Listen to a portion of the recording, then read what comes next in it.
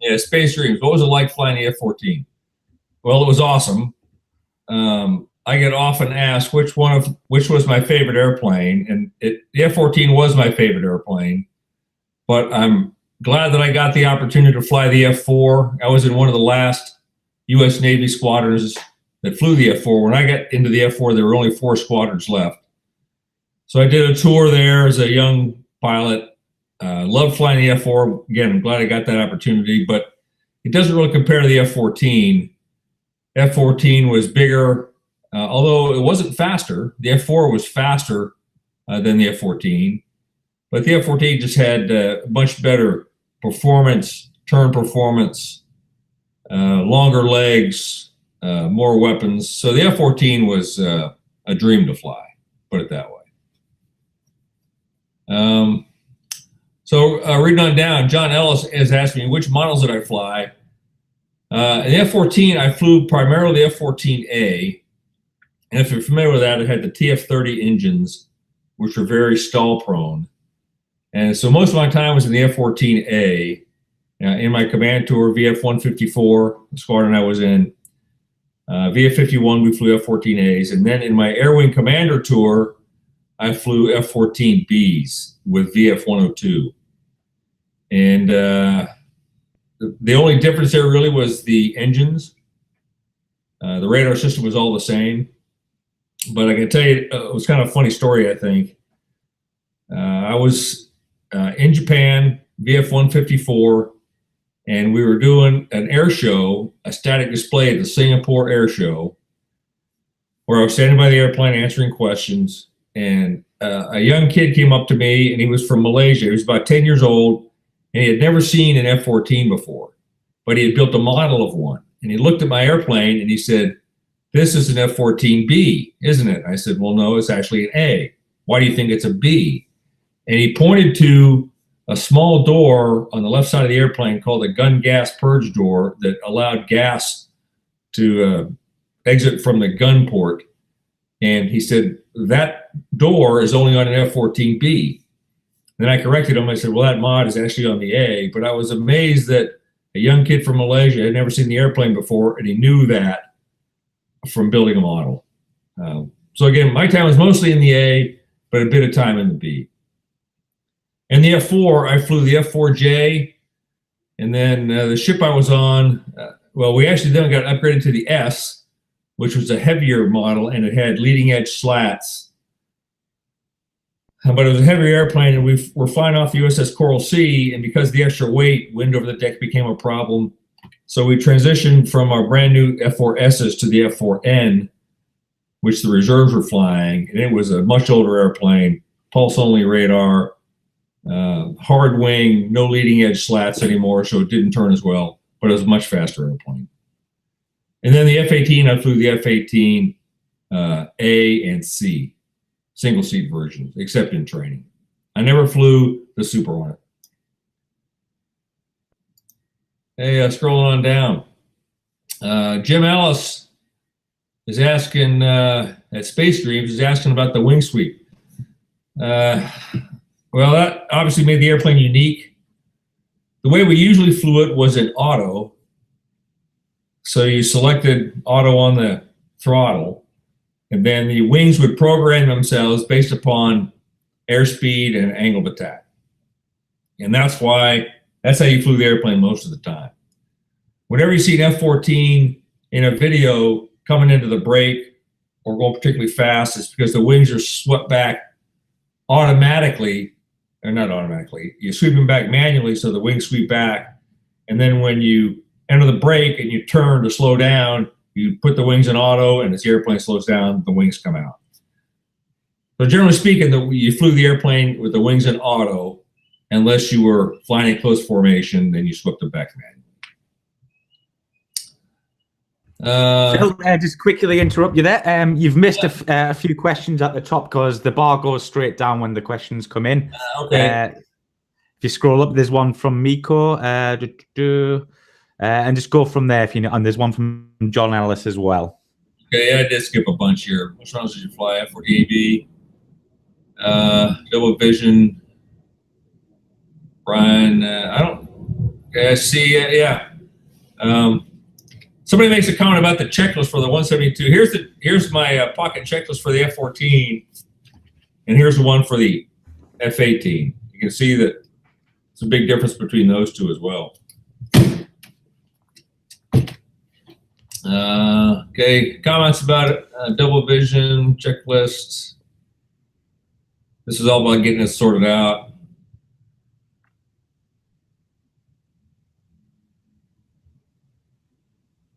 Okay, John Ellis is asking me, do you think the F-14 would have been unsafe without the rigorous NATOPS checklist process? Well, I would suggest that any airplane would be. In naval aviation, there was no safety procedures back in the 50s, and we crashed a lot of airplanes and killed a lot of people. And then we instituted what's called the NATOPS program, which stands for Naval Aviation Training and Operation Procedure Standardization, I think is what it stands for. So now every airplane in the Navy and arguably every airplane in the world uses a checklist. So we use it routinely. I never flew without this checklist. So if you're a pilot, don't fly without your checklist. Okay, sound. Okay, question about for Miko. Have I ever experienced a falling leaf departure from controlled flight in F-18? I never did, although I have heard about it. The F-18 is a very forgiving airplane in that it is all fly-by-wire, and it takes a lot of time to understand or to get a feel for your airspeed and your G, because unlike an F-14 or an F-4 or any other airplane, you can't really feel the difference. The stick is always trimmed out to 1 G of flight. So as you're pulling G and you've got G in the airplane, as the G starts to bleed off, and the F-14, F-4, you can feel that in the stick. And the F-18, because it's fly-by-wire, and the leading edge flaps, the leading edge slats, the trailing edge flaps are always moving when the flight controls are in auto, so you can't really feel that as well. So it takes a lot more looking at your airspeed and your altitude to understand what the energy level is on the airplane, what your airspeed is. Because of that, you can get trapped with the nose high, decreasing airspeed more easily. And if you get caught that way, then you get caught in with this falling leaf maneuver, which is real, but it didn't really happen all that often. And you just can't get out of it. You don't have enough power to get the angle of attack off the airplane, and you can't get the nose down to get the angle of attack off the airplane, so you're kind of stuck there. But it never happened to me. That same phenomenon can happen in an F-5 as well. Okay, scrolling down. Did you ever have an engine failure on the F-14 or a wing failure? That's a question to Space Dreams. The answer is in the F-14, yes. I had several single engine landings, primarily driven by because of the TF-30s, if you had a lot of angle attack on the airplane and you moved the throttles around a lot, you could get a compressor stall fairly easily with flame coming out the front and the back. But the airplane had 2 engines. It flew fine with 1 engine. You had to trim it out, and you had to be careful because you had some fuel transfer issues could crop up. But a single engine F-14 is all flyable. And I landed on the ship, single engine F-14 when I was in LSO in the back of the ship. I waved a lot of airplanes that were single engine. So it does happen. It's great to have 2 engines, particularly when you're flying off of an aircraft carrier. A7s, I saw A7s eject around the ship because they had an engine, they lost an engine in close. The F-35 only has 1 engine. Personally, I think that's an issue. So losing an engine in an F-14 was not that uncommon. Well, I would say it's common, but it did happen. On the other hand, wing failure, very uncommon. It never happened to me, but there's a classic picture. If you Google it, you can probably find it. They call it the X-Wing fighter with an F-14 with 1 wing out and 1 wing back. So that has happened at least once, but there's an interconnecting rod between the 2 wings and the wing pivot points that was robust. So having a wing failure was very rare. And then also there was a mode, if you selected auto with the switch on the throttle, you could always pick up a handle and move the wings forward manually. So it was a smart system, but it also had a lot of backup, and it was never really a problem getting the wings out. A bigger problem was if you were no flaps. So if you couldn't get your flaps down for some reason and you had to land on the ship, so you had your wings out and your flaps up, your landing speed was fast, and that was a problem. In fact, I think if you look at the book, maybe you weren't allowed to land on the ship with the wings out and the flaps up. Okay, scrolling on down. Question about my call sign from Craigie. Good call sign.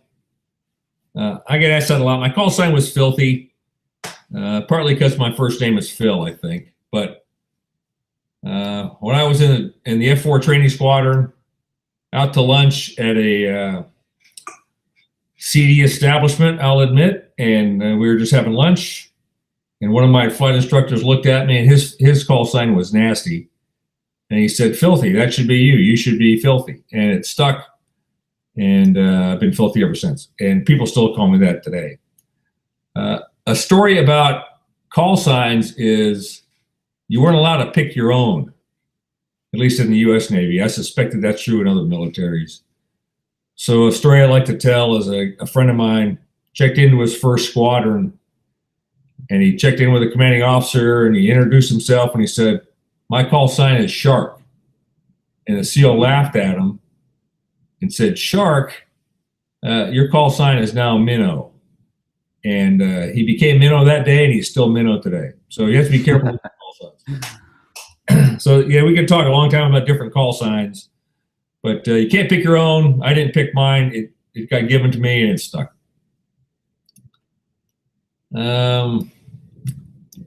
Could the F-14 go longer at Mach 1 than, say, the F-4?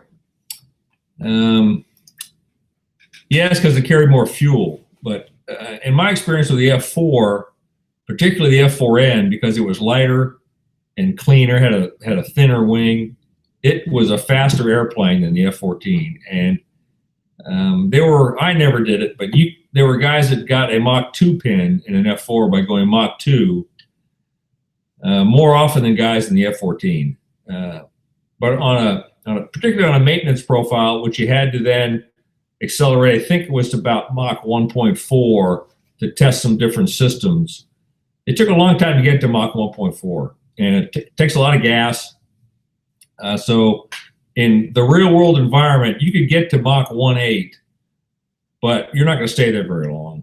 Nominally 5 or 10 minutes. I never did the math, but somebody told me that excuse me, if you took off in full afterburner with no external fuel tanks and you stayed in full afterburner, you'd be out of gas in about 12 or 15 minutes.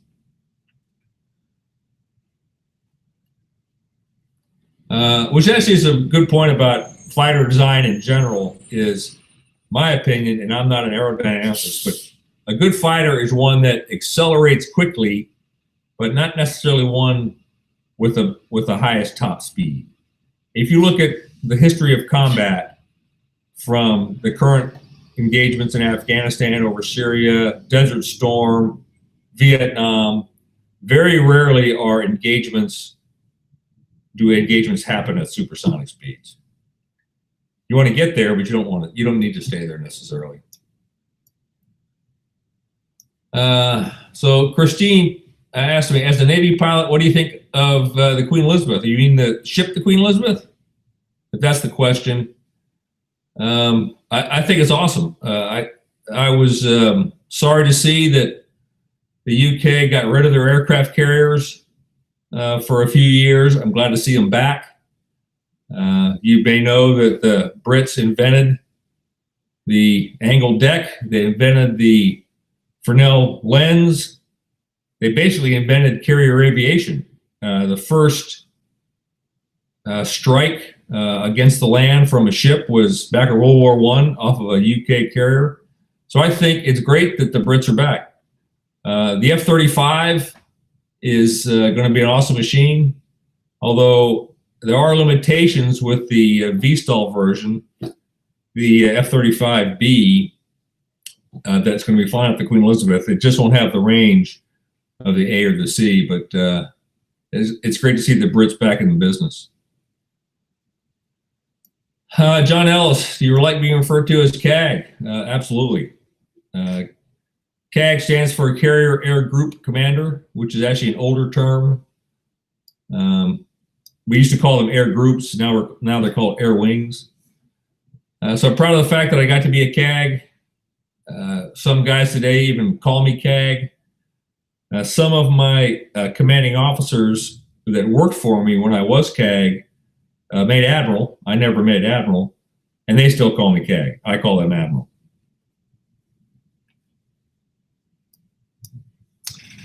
Yeah, and Christine just confirms that she's asking me about the HMS Queen Elizabeth. Again, great. DYG asked me, did I ever fly in an air show? My answer to that is sort of. I did not ever fly the dynamic demo that you've seen on a YouTube video or at an air show leading off to the Blue Angels. But when I was in an air wing, I was a designated air wing lead for the air wing air show.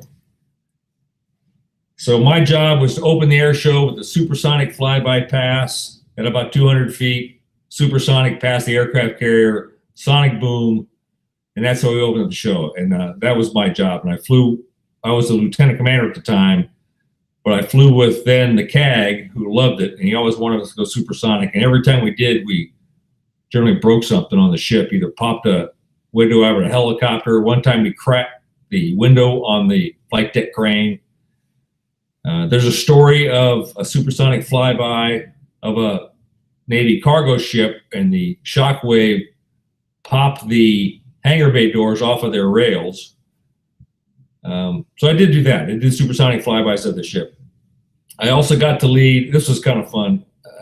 It was in Hawaii, and it was for a change of command, for a 4-star admiral change of command in Pearl Harbor.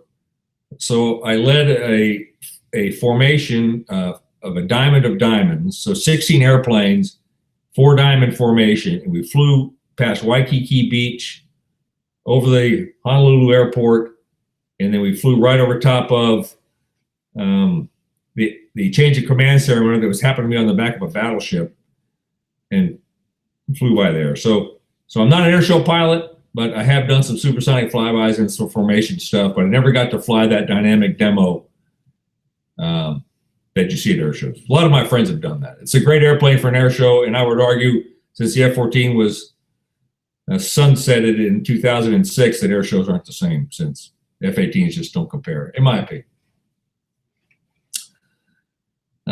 Would you mind comparing flying in your day to flying done today by Navy pilots? That's a great question. The tactics have evolved. There's a lot more intel involved, not intel, it's not the right word, but a lot of networking of weapons. If you've heard about network weapons, where you could share your radar contacts between airplanes. One airplane can shoot a missile based upon the other one's radar contact, that sort of thing.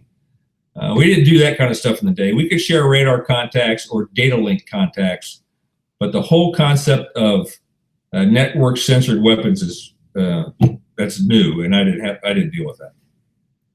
I was involved in the Desert Storm era, so we did have GPS bombs and laser guided bombs on the F-14. So I'm familiar with that. So that hasn't changed very much. The biggest difference in how the guys today have been fighting the wars in Afghanistan, Iraq, and Syria that I didn't do is they do a lot of basically close air support, where the F-18s are not training to an air-to-air mission. They're trying to shoot down MiGs, but they're protecting guys on the ground. And that's primarily what most of the missions have been. I did some of that, but not to the extent that they've done it today. The biggest change probably is back in my day, you could, it was a lot more freedom. We flew a lot across countries. We could get experience by flying around the country, going to different places. We did a lot of dissimilar detachments. We went up to Canada to fight against the F-18s and F-104s, and we would go to different Air Force bases to fight the F-15s. That doesn't happen as much as it used to. The guys today don't fly as much as we did back in the day, but the flying's still great. The camaraderie's still there. The missions have changed to some degree, like I described, but the basics are all still the same. I'd do it all over again if I could, that's for sure. Okay. Would the F-14 still have been competitive today, DACTA F-14 against SU-27? Good question. If you've seen the SU-27 fly, the Cobra Maneuver in particular, that air show stuff, if you took a well-flown, clean F-14 B or D against an SU-27 or an F-15, without looking at the numbers, I would say the F-14 would still be competitive in a dogfight against those airplanes. Keep in mind that those airshow airplanes are lightly loaded, flown by professionals, so it comes down a lot to the experience and the ability of the pilots. When the F-14 was retired, in my opinion, it was still a quality airplane that could do its mission. In fact, I said in my interview that it would have been a great platform for the last 10 years of Afghanistan and Iraq. Excuse me. Because longer legs, carried more bombs. It was a great airplane even when it was retired. So if it happened today against you as an SU-27, the other thing is the F-14 carried Phoenix missiles, launch and leave, active radar, longer range. It would still be competitive today. So Space Dreams asked again, is it correct that you have to apply right rudder on an engine out carrier takeoff in the F-14, otherwise it would flip? Basically, yes. And that was the problem with the F-14 was the engines were about 8 feet apart. And if you have one of them in full afterburner and one of them is stalled, you get a lot of yaw. So if you don't get that opposite rudder in quickly, what happens is the airplane stalls, and then when it stalls, it drops and basically flips over as you describe it. So that's true. So the first thing you did on a cat shot in the F-14 is you look down at the gauges for the afterburner, the turkey feather gauges. And when I went down the catapult shot, I kept my eyes on those things. And if one of them started to go, you had to get that opposite rudder in right away, or you could have that problem. I was asked a question the other day of the F-14, the F-4, and the F-18, which one is the most challenging to fly a catapult shot? And my answer was the F-4. Because in the F-4, the technique was when you were ready in the shuttle and before you got launched, full afterburner had to stick all the way back. And then as the airplane rotated off the cat, you had to push the stick forward to catch that at the angle of attack that you wanted. And the F-14, you didn't have to have the stick all the way back. You just sort of kept the stick neutral. You had lots of wing out there, and it flew away more gently, if you will, than the F-4 did. And the F-18, if you notice the videos, the pilot's hand is up on the handrail, not on the stick or on his leg. So the airplane goes down the catapult shot, and it automatically rotates to that capture angle of attack before the pilot's hand comes down and grabs the stick. So a cat shot in the F-18 is flown by the airplane, and there's not as much pilot input to make all that happen.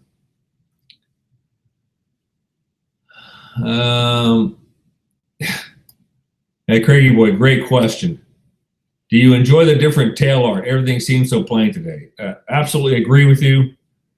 It was always a big deal, and in my day, you were allowed to paint up one airplane with your colors, just on the tail. And the designs changed throughout the years. COs would come in and like to change their designs, and you could always paint them in a tactical color. But one airplane we always kept in colors, not just muted grays. But that was only one airplane. We're only allowed to do it with one airplane. And the Air Force didn't even do that. The Air Force was much more boring than we were. There were experiments back in the day in the early 80s with tactical paint schemes, trying different camouflages, if you will. But in terms of showbirds, the Navy only did that a little bit. The Air Force never really did. There's one classic airplane, you could maybe find a picture of it, from the Dam Busters out in my Japan Air Wing, called a Chippy Ho, and it was painted up like an eagle. It was a beautiful airplane. It was real art. It was just on their one airplane. So see if you can see if anybody's out there, see if you can find a picture of the Dam Busters airplane painted like an eagle. But I agree with you. We should make the airplanes look nice. Eric Johnson, thanks for your service. Hey, like I said, I'd do it all over again. I can't believe they paid me for it. John Ellis is asking, do you remember the VF-101 dual compressor stall flameout mishap? Oh, it was no sign loss airspeed. I don't know which one in particular that was. There have been lots of engine flameouts. I'm trying to think of a particular dual compressor stall. I've had single compressor stalls. I had an engine snuff out stop. I was joining on a tanker at high altitude, and I was going too fast, so I pulled the throttles back, put in a bunch of rudder to try to stop my rate of closure, and one of the engines stalled, and I had to relight it.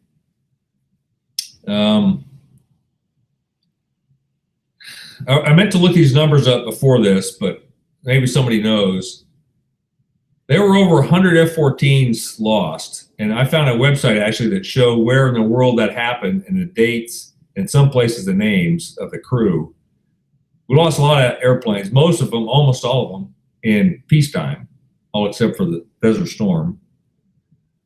And a lot of them were engine related. I don't know how that rate compares to other airplanes. I meant to look up the number of F-14s that were built compared to the numbers that were lost. It's a pretty high number, I think. Over 100 were lost, and I think maybe 1,500 were built. That's a good question. I don't know the answer. Yes, so John Ellis, F5s will still fall leak apart today. I only got a ride in the back seat of an F5, so I'm no expert. But yes, I have heard about when we would brief. What would happen is when we were doing DACT with an F5, the procedure is you always ran through your out of control departure procedures. And somebody would be designated to stand up and recite them by rote. Stick forward, neutral, lateral, harness lock was the first thing you did in the F-14. And the F-5 drivers, the adversary pilots, would then run through their procedures, and those procedures included what do they do if there was a falling leaf maneuver. So that's why I know that it was a problem in that airplane, because they always briefed how they would deal with it. Stein Peterson asked me, F-14 versus F-18 pros and cons. The F-14, both a pro and a con, because it was a lot bigger, it carried a lot more fuel, could carry a lot more bombs, could go a lot farther. We call them often the big fighter and the little fighter. So the advantage of the F-14 was all that. I'm personally a fan of two guys in the airplane. There are two-seat F-18s, but they're about half and half split. So I would view the F-14 pros as two seats, a much more powerful radar. The F-18 or the F-14 radar could see a lot farther out than an F-18 radar can. Although against a maneuvering target, the F-14 radar wasn't as good. The F-18 radar was very good at tracking maneuvering targets, but not as good as finding them further out. And I don't remember the numbers, to be honest, but an F-18, once you got within his range, it was hard to get away from him because that radar would hold on to him. The F-18 is a lot more maneuverable, easier to fly, fly-by-wire. It's not as fast. It doesn't accelerate as fast. So I'm biased. Overall, I like the F-14 better. I thought it was a great platform. The downside is, because it is so big, it's easy to see. And in a dogfight with lots of other airplanes, you could lose sight of an F-18 a lot before you lose sight of an F-14. So that was obviously a downside. The F-18 was easier to land on the aircraft carrier. That's another plus. Easier to work on, a lot more digital stuff. A lot fewer man hours to maintain it. That's really why the F-14 went away, is it took a lot of time and money to keep them flying. Yeah, John Ellis got the F-35C back after an engine FOD. And what happened? Yeah, refueling. So I read about that too. And that's a problem. The F-14 has happened. There's one video where the F-14 is refueling from a KC-135, and the hose broke off, and a lot of fuel got ingested down the intake, and the engine compressor stalled, flames coming out the front, destroyed the engine, but the pilot had another one to come home. Same with the F-18. There was a great story of in my Japan Air Wing. F-18 pilot comes up to the KC-135. He plugs, gets his probe in the basket, and the basket broke off and was stuck onto the refueling probe. So he's flying, he's still got the probe out, and he's got the basket stuck on the end of the probe. And the pilot, who's a friend of mine, had a great presence of mind to turn on his video recorder, and he got the tanker crew on tape saying that it was not his fault, that must have been something wrong with the basket. So he turned the tape off. And then when he landed on the ship with that basket still stuck on his probe, he went down to the CAG and he said, "CAG, it wasn't my fault. Here's the tape." And then he got to keep the basket. And that basket, when you're trying to plug it at 30,000 feet, it doesn't look very big. You put it in your room, it's probably 3.5 feet across and heavy. So the F-35, in my opinion, as you fly more and more of it, FODs are not uncommon. You can FOD it with a bird, you can FOD it on a runway, you can FOD it on a refueling probe, and having only one engine, in my opinion, is going back to the old days. But I can't fix that. Yeah, the F-35, if you ever heard one, they're really loud too. And the F-35B, the one the Brits bought, you need to look at how the exhaust goes from straight down, and then it comes back up to the straight level mode, from the vertical takeoff mode to the flight mode. That thing's got lots of moving parts. That's going to be pretty interesting. And it's got the lift fan too. But if you live near an airfield where the F-35 flies, stand by for the noise complaints. Louis Farrer, how did you train to visually distinguish good and bad guys, bandits during a multi-plane in-close engagement? Really good question. And sometimes you don't get it right. The F-14 was easy because when it's in a dogfight, the wings are generally going to be out. Telling the difference between an F-18 and an F-15 is tough, particularly from 2 miles away across the circle in a fight. But you get used to it. You just look at the plan form and primarily what the wings look like. We had a visual system, an IRST, and a camera system on the F-14, the later F-14s, and you could get a radar lock, and then you could slew your camera and then get a picture of what that radar contact was. And you can get pretty good at picking out, does it have a single tail or two tails? So that was one way to tell. But it's a problem. And the problem today, because we don't have very many adversary squadrons, is when you're doing DACT for training, it's very often an F-18 against another F-18. That's why you always like to have dissimilar engagements so you can tell the good guys from the bad guys. And the F-4, also the F-4 smoked a lot, so you could tell it was an F-4 from the smoke sometimes.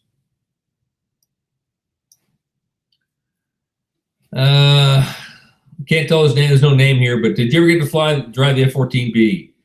I did in my air wing tour with the F-102. Awesome airplane.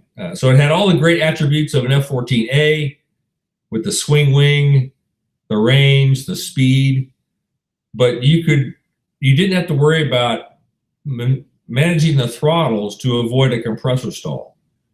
You can move the throttles back and forth like you can in an F-18 without getting a compressor stall. So the F-14B, much faster, and you could fight it more easily without worrying about compressor stalls. The F-14A, again, you would leave it either military power or full afterburner, and you kind of leave it there because if you had a lot of angle of attack on the airplane and you pull the throttles back, you could get compressor stalls. In the B, that problem was pretty much solved. They should have gone to that engine way earlier in the program, and that was actually the plan. The TF-30 was never intended to be the engine to stay with the airplane. Excuse me. But because of money, they kept cutting out that engine upgrade, and the F-14B, somebody else can maybe tell me, but we were testing it in the early 80s, but it didn't show up to the fleet until the 90s, and the airplane had already been in the fleet for nearly 20 years. Okay. Mike JF, what was the Phantom like to land on a carrier in a rolling sea in the dark? Yeah, no kidding. Well, not just the Phantom, every airplane. There was I think this is urban myth, might be true, but there was apparently a study done during Vietnam where they wired the pilots up with blood pressure, heart rate sensors, and they measured those heart rates and pulse and breathing and all that in combat, feet dry, getting shot at, and landing on the ship at the end of that mission at night. And blood pressure and heart rates were higher landing on the ship than over the beach getting shot at. So landing on the ship at night, in particular, was always a challenge. Nobody really likes it. If it's a clear night and you can see the ship from a ways off, then I was fairly comfortable because you weren't chasing lineup. But we've all landed sometimes where you don't see the ship until could be 100 feet with a quarter-mile visibility. You don't see the ship until the last couple seconds. Lots of YouTube videos of that. It's a testimony of the toughness of landing on a carrier. But the F4 compared to the other ones, it was easier in some respects because the landing speeds were faster. So there wasn't as much time to make mistakes. And because the flight controls were more normal, unlike an F-14 with the differential tails, it was easier to land on the ship than the F-14 was. The reason the F-14 is called the turkey is because when it comes aboard the ship and those tails are moving and the big wings are moving, it flies like a turkey.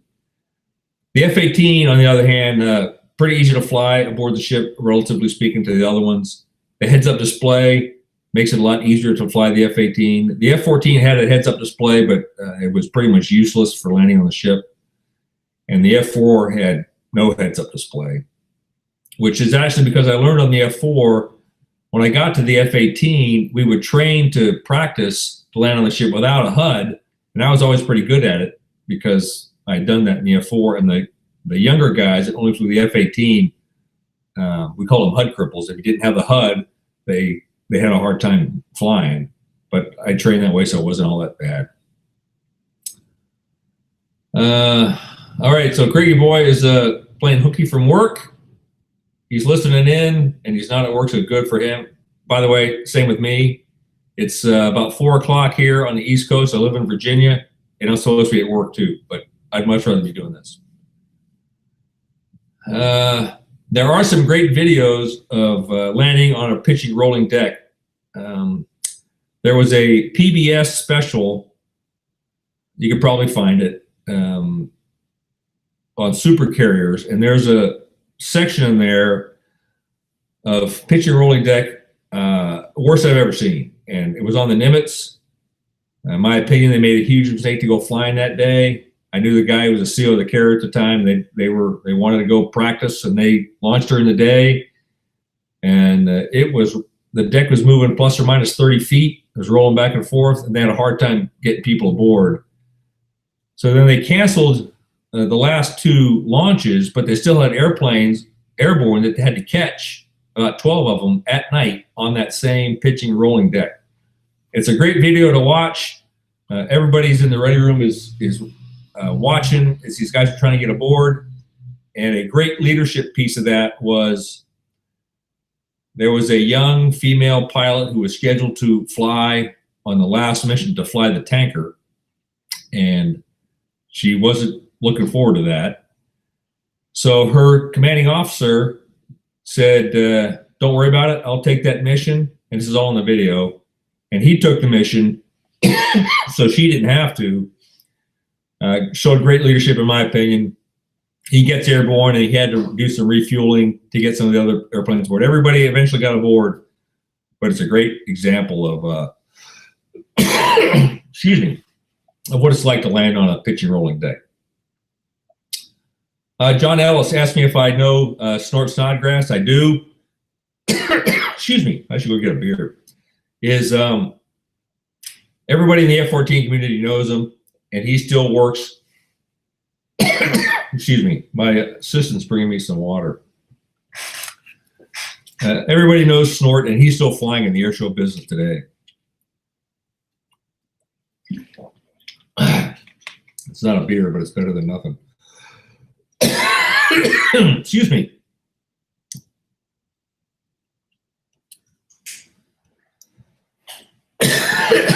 Excuse me.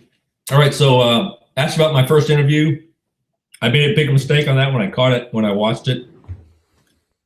And some of my squadron mates that I'm on Facebook with, I set up with the F-14B, and excuse me, it'd be F-154, and I didn't. 154 never got the B. They transitioned to F-18s later. Sorry about this. I'm getting over cold. I'll just interrupt you there, Phil. So are you happy to go on for 15 minutes? Because that means we've, hit an hour. Because obviously I don't want to take you up any longer if your voice is hurting. No, I'm fine. I apologize for the coughing, but yeah, as long as the questions are still here, let's keep going. Are you sure? Because I just don't want to push you, that's all. Because I don't want to ruin your voice for the day. Okay, guys, yeah, we'll keep the questions going, and we'll see how it goes. So Miko is asking me, thanks, got a cough drop now. Did you ever fly the Cobra Maneuver in an F-18? The answer is no, and I've never seen it done. If you don't know what the Cobra Maneuver is, if here's the F-18, what the Su-35 does, in air shows anyway, is it rotates past the vertical, like the Cobra Snake, and then back. I've only seen that done in air shows. F-18s have never done it. The challenging part is compressor stalls. So it's a fun maneuver to watch in air shows, but tactically it makes no sense, because if you were in a dogfight and the airplane did that, I would just point my nose at him and shoot him. So tactically it doesn't make any sense. For air shows, it's great for air shows. My best day in an airplane, any day, when the weather's nice. I still love to fly today. There was really no one best flight I could tell you. I really did enjoy flying in the Navy. I still enjoy flying today. Probably one of my worst days flying was we were flying out of Guam, daytime, 4 planes on a bombing training mission. Knew the weather was bad, so we saved some gas. We got back to the field. There was this huge storm rolling over the field, and I wasn't sure we were all going to get back to Guam. There's no place else to land. There's the Air Force Base and a commercial field. Basically, that's the only places we could land. So I was a squadron commander at the time. Sent the guys with less fuel down first. I came down last, and as I came down and I broke out, you could see the ground. I could not see in front of me at all. It was raining so hard, I couldn't see out the front windscreen. So I had to look out both sides, and I basically, big wide runway, 300 feet wide, intended for B-52s. and I just sort of split the difference between the sides of 2 runways and landed. But there was so much water on the runway that I stopped pretty fast. So we all got down. I was nervous about getting everybody down. And then we taxied back over to the parking area, and it's still pouring rain. And my maintenance officer was in a truck, and he's worried about it too. And he pulls up. He was a big smoker, and he pulls up in his truck, and there was so much smoke in the truck from him smoking cigarettes that I couldn't even see him. And then he opened up the door, and this big cloud of smoke came out. But he was glad to get all the airplanes back too. So there lots of sea stories, but flying is great. I still love it today. I'd like to do it every day if I could.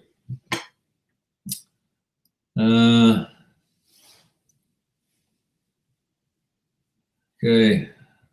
Did I ever do DCT with a MiG? Have donut. I did.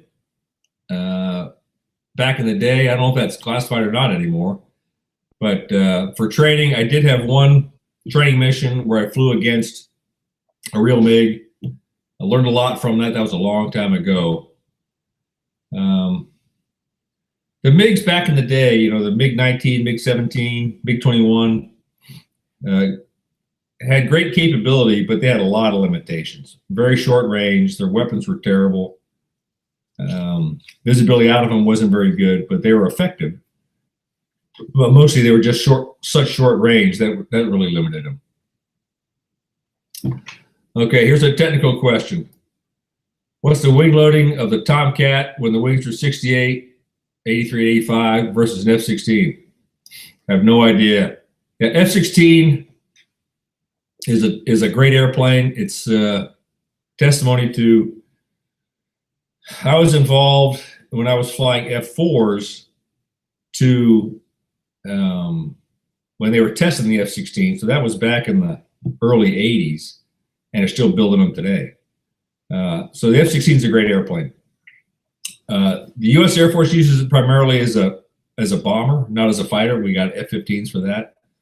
Again, kind of short range, but F-16 is a great airplane. Tough to beat in a dogfight, that's for sure. Yeah, John Ellis, Canadian Spectre demo F-18. Yeah, I have seen that Canadian F-18. It is nice. Yeah, F-104 lost a lot of them too. You're right. Brian W., in your opinion, should Navy have pursued the Super Cat?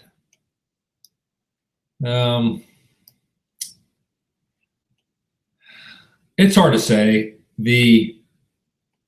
Hang on a second. I skipped a whole bunch here. So there was always talk about what could we have done to the F-14 to make it better. You never could reduce the size of it. Difficult to maintain. So should we have gotten rid of it? Yeah, probably. The Super Hornet is a great airplane too, and it brings, because it's bigger than a regular Hornet, it brings back a lot of what the F-14 had in terms of range and payload and all that. So the Super Hornet is a great fit for the Navy today. So getting out of the Tomcats was probably the right call. I never did have to eject, knock on wood. The closest I came, I had a near midair one time in a dogfight. We both came really close to each other. Survived that with no damage. But other than that, I never had any serious engine fires or low fuel, anything like that. So that midair was my closest, but never had to eject. Air-to-air FLIR adds a lot to the SA. Yeah, F5s, yeah. The FLIR, forward-looking infrared, does add a lot. F-18s are adding it now. It also helps you in a stealth mode if you can find somebody with your radar turned off, because the radar obviously gives you up. So FLIR is another way to look for particularly stealth fighters today. So FLIR is and so IRS, the F-14 infrared search and track was a great tool. And even in the F-4, we had a rifle scope just a rifle scope. It was sitting up on the glare shield, and it was bore sighted to the radar. So if you had a guy in the radar, you could look through that rifle scope and try to pick them up visually. Yeah, Admiral Tom Connolly gave his career to tell the truth about the TF-30. That's very true. He was the program manager of the F-14 at the time, and there's testimony of him testifying to Congress about the TF-30 being a lousy engine, and he spoke the truth, and that's what happened. Yeah, user here says the F-14 wasn't retired because of maintenance. There was a lot of politics involved. The story is that the Secretary of Defense at the time didn't like Grumman and punished him by canceling the F-14. There's some truth to that, in my opinion, but politics were involved. There's a lot of politics in the whole defense world as to who gets what contracts, and between Lockheed and Northrop Grumman and Boeing back in the day. So that was part of it, and it was Secretary of Defense Cheney, I think. He wasn't a fan of Grumman, so that was part of it.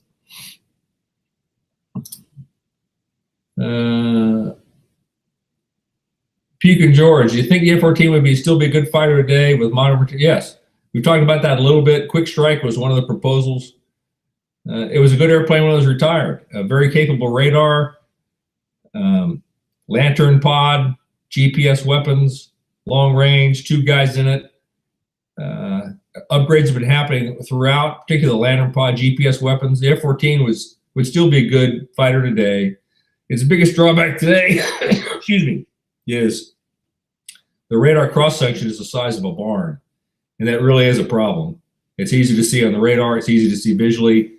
That's hard to hide compared to more modern fighters. Even like the F-16 is easier to hide. And then, of course, the stealth fighters, F-35, et cetera. So the F-14 was still a great airplane, but it is still old technology. RL661, ballpark, endurance time of the F-14 during cap without refueling. We could routinely fly off the ship. We would fly 2-hour cycles. So you could take off, fly your mission without refueling, go out to a cap station, and come back to the ship with plenty of gas. We didn't refuel during a 2-hour mission. The F-18s, on the other hand, generally an 1.5-hour cycle, and they would generally have to refuel for that. Flying it off the beach, you could go even longer because you didn't have to keep that reserve of fuel that you had to when you're landing on the ship. So a 2-hour cap cycle was a piece of cake for the F-14. Okay, so just before we go on, I just want to let everyone know we've got 10 minutes left. Are you okay with that, Phil? I'm okay with that. Right, we've got 10 minutes left, so if Phil can answer as many questions as you can, yes. But get them coming in. Yeah, I'll try to go a little bit faster here. So yeah, PBS series is called Carrier. That's good. If you look that up, that's great. The F-14 cannot go supersonic with the wings extended. So the faster you go, the wings start coming back on their own. Does still fly the A4s with a company called, let me think here for a second. I can't think of it. It's a private company that owns a lot of A4s that they fly for adversaries. Is it Draken? Draken, yeah. So Snort still flies for Draken. One of my LJs used to fly for Draken. The owner's a rich guy that bought a bunch of New Zealand A4s, and Snort still flies them. Good for him. Yeah, RAF F-35s are coming. The U.S. Marines are flying them now out in Japan. Air Force is flying them. The Navy is not yet. They're supposed to IOC them next year, I think. The perilousness of the TF-30, I think. Yeah, terrible. It was a terrible engine, turbofan, better on gas, but a terrible engine. The GE engines are much better, and that's what the F-14 finally got and needed it. You still get to go up in a jet occasionally? No. I did get to fly an extra 300 acrobatic airplane, which was as good as you could get without a jet, in my opinion. If anybody owns a jet and wants to take me for a flight, I'd be happy to take you up on that. Likewise. Is there a calculated formula used to come around directly on a Bandit 6 from a head-on? There is no calculated formula. You could talk for hours about one circle where you go same circle, or two circle where you go opposite circle. It depends on if your airplane has a better turn rate. In other words, how fast the nose turns, or turn radius, how tight it turns. So depending on your airplane, what the Bandit's airplane is, you either want to do a rate fight or a radius fight and go vertical out of plane. There is no calculated formula for it, so it depends. Okay, Miko says the Finnish F-18s could do the Cobra Maneuver. I've not seen that. So yeah, I'd like to see that. He says it's because the FCSs were updated with an MLU package. I don't know what that is.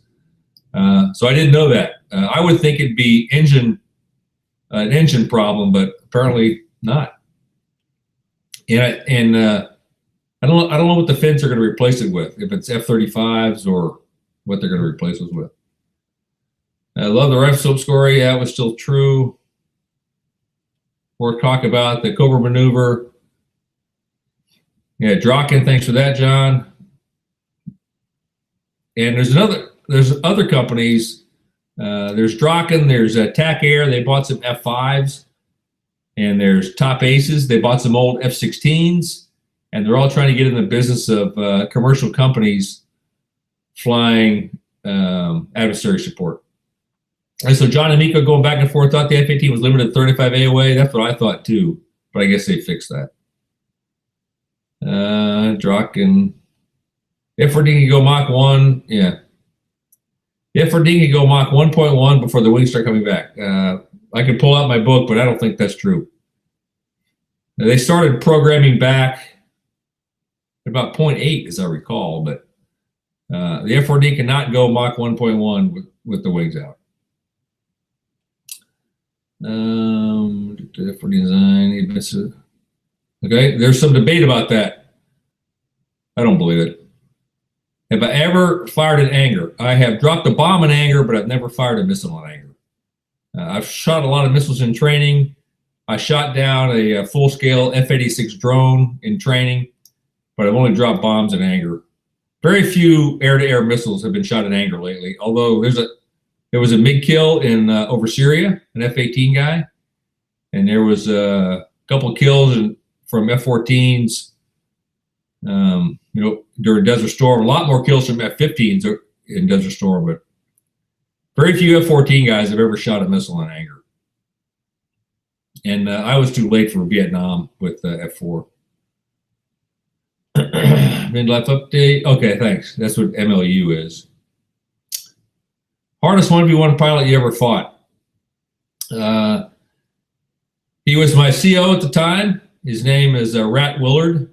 He was actually in the Top Gun movie as the MiG pilot. When you see the MiG pilot inside the cockpit view, you actually find an F5, but that's we'll call him Rat Willard, best 1v1 pilot I ever fought against, and he retired as a 4-star admiral. Great guy.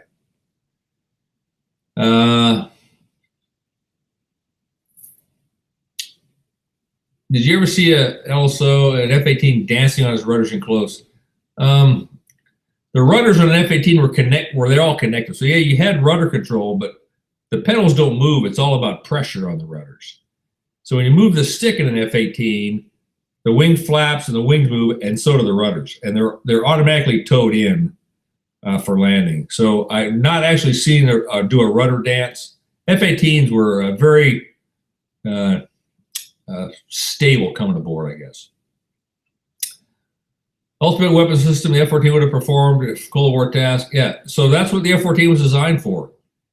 6 Phoenix missiles, although we rarely flew with 6, most normally with 2, a radar that could see a long way and a missile that would go a long way. And the way it worked is a missile would come off and it would go up to, 80,000 feet and then come straight down. So it was hard to defend against. Did you drive the Urst with a stick and throttle? No, the way the Urst worked was you got a radar contact and then you could point the Urst at the radar contact. If you tried to find a target with just the Urst, that was tough to do, but the Rio did all that. Yeah, He's a legend. John Ellis knows him.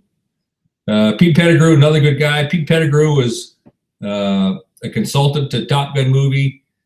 He's actually in the bar scene where Kelly McGillis is sitting at a bar and she's waiting on her boyfriend when Tom Cruise is trying to pick her up. That's Pete Pettigrew. He's in the movie. Okay, somebody else was saying that F-14s can do Mach 1 with the wings at 20. Yeah, I'll have to look that up. I don't believe it. Okay, I think maybe the last question. What's your technique for the burble behind the ship? So I'm going to describe it first. The burble is essentially how the air behind the carrier gets disrupted. And if a ship is making its own wind, the burble then comes directly behind the ship and you have to fly through it. If there's lots of natural wind, what's happening is the wind is coming down the angle deck and then it drops off the back of the deck and then it kind of pops up. So the burble is the air flow disruption behind the ship. You just have to plan for it. So what you didn't want to do, if the pilot was a little bit high coming down and taking power off when he's getting to the burble, you had to get, as an LSO, had to get him to come back on the power quickly. So the worst part was I'm a little bit high, power's coming off, now I hit the burble. So the technique was just keep the power up and don't get sucked into that burble. So I just want to thank everyone for being in the chat, and thank you to Filthy himself for joining us. And maybe we can get you on again sometime, Phil. Sure. You can give them my email address if you'd like to, Mike, and if they want to, any other questions, happy to do it. Love talking about airplanes. Love talking about F-14s.